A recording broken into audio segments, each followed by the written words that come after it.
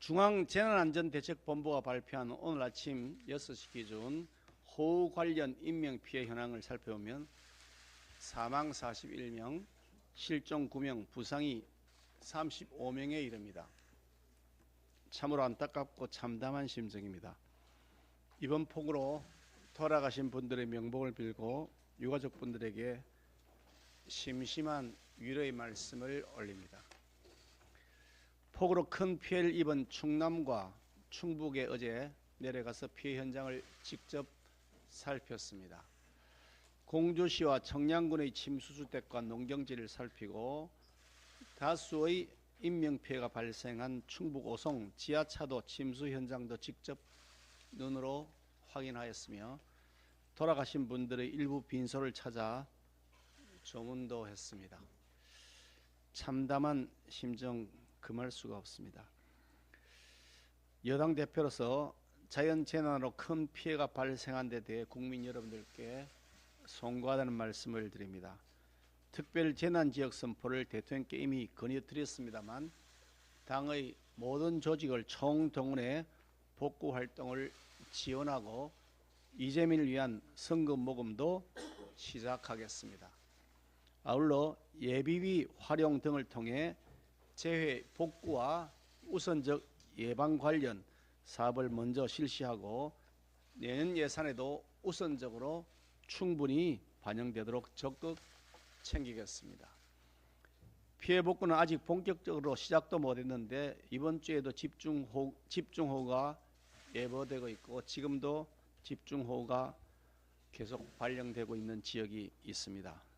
상당량의 비로 지반이 약해져 있는 상황에서 추가 피해가 발생하지 않도록 관계 당국은 철저하게 살피고 대비에 만전을 기해 주시기를 당부드립니다. 우리 당의 각 당협에서도 취약 지역을 중심으로 해서 시민단체들과 협력하여 자율 순찰 및 재예방을 위한 행동들을 해 주실 것을 부탁드립니다. 특히 올해는 슈퍼 엘니뇨로 유례없는 기상이변이 예고되어 그 어느 해보다 재해 우려가 높습니다. 전문가들 역시 이상기후 수준이 기존 방지 대책으로는 더 이상 감당할 수 없는 지경에 이르렀다고 지적하고 있는 만큼 기존 대책을 재검토해야 할 것으로 보입니다. 수자원 관리를 국토부가 아닌 환경부에서 하는 것이 과연 적절한지에 대한 검토가 필요하다고 생각되며 포스트 4대강 사업인 지류지천 정비 사업도 체계적으로 계속 진행시켜 나가야 하겠습니다. 국민의 생명과 안전을 위하는 일이니만큼 민주당도 당리당략적 시각보다는 과학적이고 객관적인 시각으로 협조해 주실 것을 요청드립니다. 오송 지하차도 침수 피해의 경우 인재라고 하는 비판이 쏟아지고 있습니다. 이 점에 대한 철저한 감찰과 조사 및 수사가 필요합니다.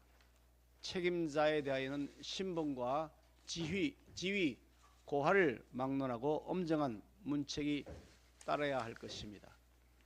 기록적인 폭우로 인명피해 소식에 국민 모두가 무거운 마음입니다. 이런 때일수록 언행에 각별한 주의가 필요합니다. 당 소속 의원들은 물론이고 각 당협의 위원장 그리고 지자체장, 정부 관계자 또한 부적절한 언행으로 무리를 빚는 일이 없도록 해주실 것을 당부드립니다. 방위 관련해서 말씀드리겠습니다.